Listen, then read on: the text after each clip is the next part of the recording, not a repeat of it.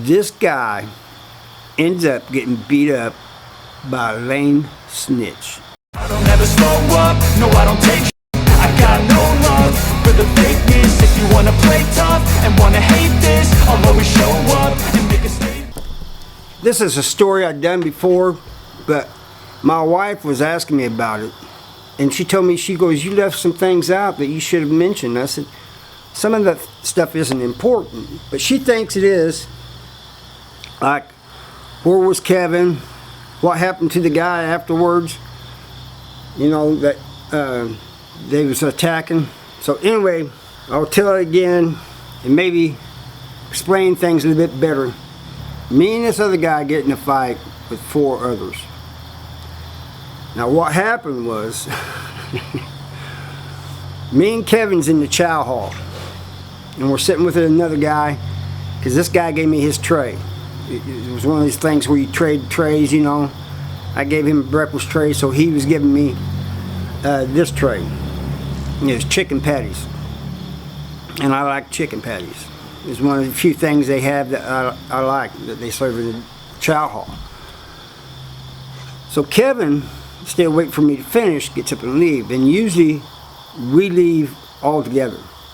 You know, we walk in a group, either both of us, or if there's more with us, the others. Safety in numbers, you know, and watching each other's backs. But he leaves before me and gets back to the housing unit, and we're cellies. So I get up after I finally get done, and I'm heading back. And I see a guy that I knew and that I thought was a solid person.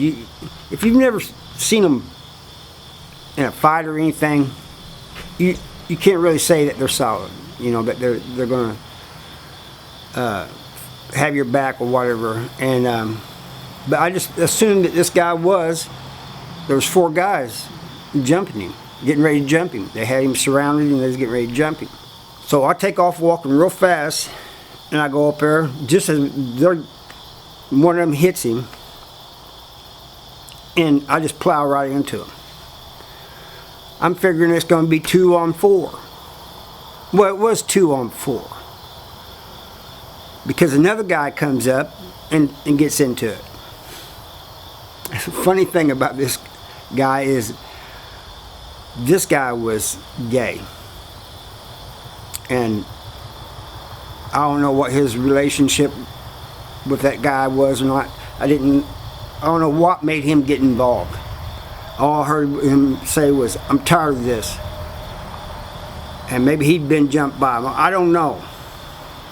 But he and I was fighting these 4 guys. The guy that we went up there to help takes off, runs back to the housing unit, which was just a short distance. Leaves us there fighting. And you know, COs come running and they break it up. Somebody had ran inside and told Kevin, said, man, your partner's out there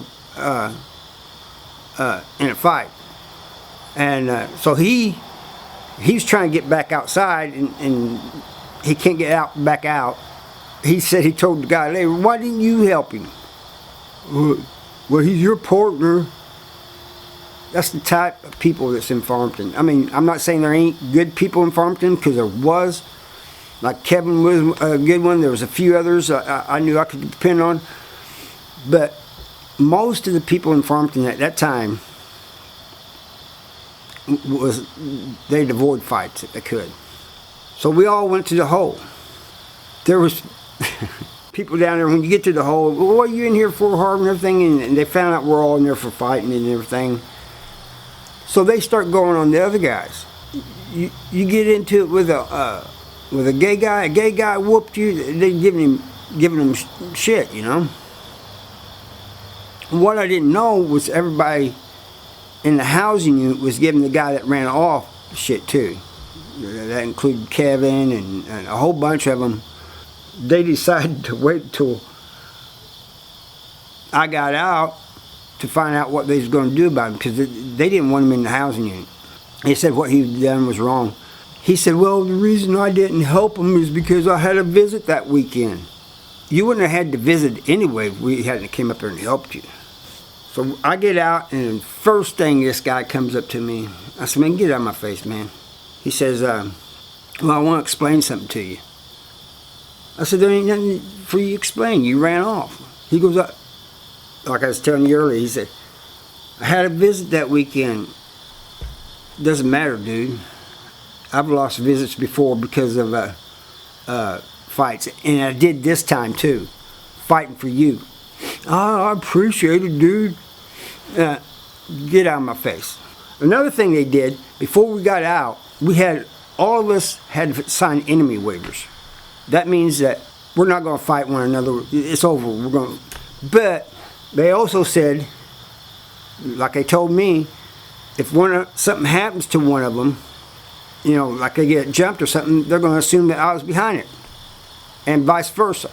So it was a really tricky situation, but they tried setting this up because they put me in the cell with one of the guys, and he's saying, man, I don't know why they did that. I said, I don't know either. So, you know, a guy you're just in a fight with, and they put you in a cell, you have to sleep with this guy. So we decided just to play it cool, but you never, we say, hey, man, this is a setup and everything, but you never know what that guy might say, man, this ain't over with. We're going to keep fighting and attack me while I'm asleep or something. And he may be thinking the same thing about me. It was a very stressful situation. And as soon as we could, we signed room move passes so we could move. I was trying to get back in with Kevin anyway, and I think he was trying to get in with one of the guys that was on his side. And that eventually happened. But in the meantime, this guy, when I told him, man, just get away from me, they start telling him he had to leave the housing unit. Everybody else is telling him he had to leave the housing unit. I did not want to mess with the guy because the enemy, even though he didn't have to sign one, I knew that they knew it was all related to him. Nobody else cared, you know, they just trying to get him out of there. This guy ends up getting beat up by a lame snitch. I don't understand. This snitch that everybody knew was a snitch told him he had to leave the housing unit.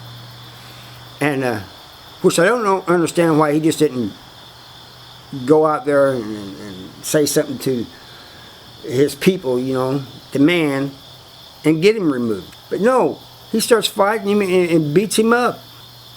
I didn't get to see it. I wish I had have. But I was on a visit or something.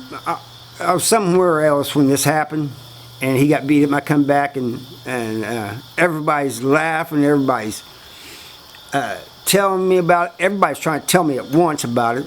But he got his ass whooped by a snitch, and not like this guy that beat him up wasn't like really muscular, or he didn't look like he could fight his way out of a wet paper bag.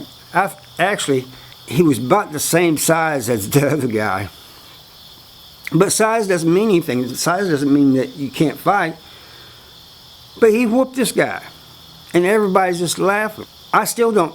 I think he was paid or souped up to do that, because I cannot see a snitch fighting. This is the only time I know of a snitch fighting, unless somebody attacks them for snitching and they're forced to fight.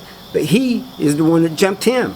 Anyway, that's the full story. That the gay guy, he got moved back in the housing unit too, and in a different wing.